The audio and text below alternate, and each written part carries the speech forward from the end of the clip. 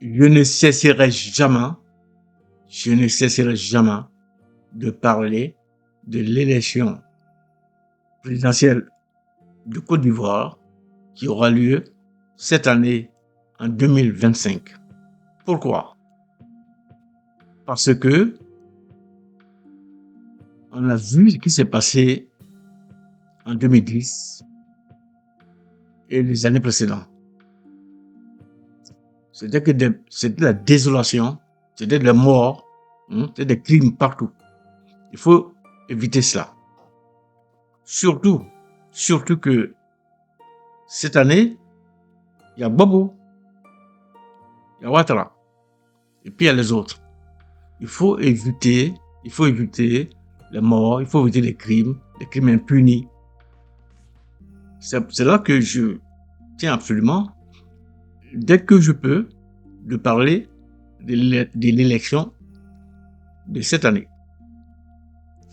Parce que déjà, on voit des petits malins qui commencent à incruster le venin de la division entre les Ivoiriens. Il y a même des politiciens français, des écrivains français qui ont commencé à participer à cette division. Je prends le cas du livre de Jean-Pierre Dozon. Voilà. Allez voir ce qu'il décrit, ce monsieur-là.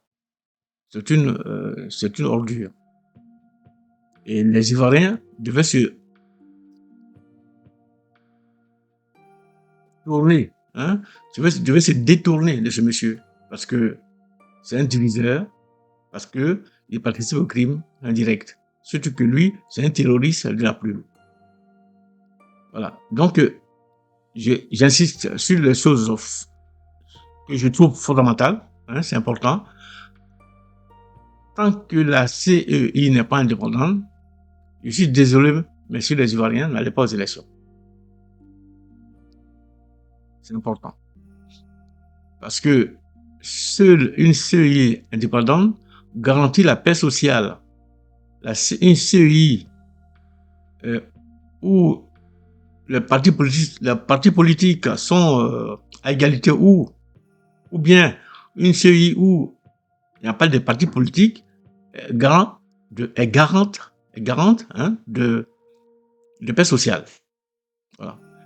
C'est pourquoi je demande aux hommes politiques de ne pas fermer les yeux, de ne pas faire comme l'Autriche, mettre sa tête dans le sable, dans le trou, et puis dire tiens, on verra bien ce que ça va donner. On ne veut plus de sang. Les gens ne veulent plus de sang. Les gens ne veulent plus mourir pour une élection. Voilà. Et donc, je continue toujours à dire que les Ivoiriens doivent se méfier des hommes politiques. Parce qu'ils sont assez morts, on en a tué. Ils en ont tué plein sur le pont au Foubagny. À l'Ivoire, ils en ont tué. Qu'est-ce qui s'est passé à la fin? C'est resté perdre des profits. Il faut qu'on évite ça.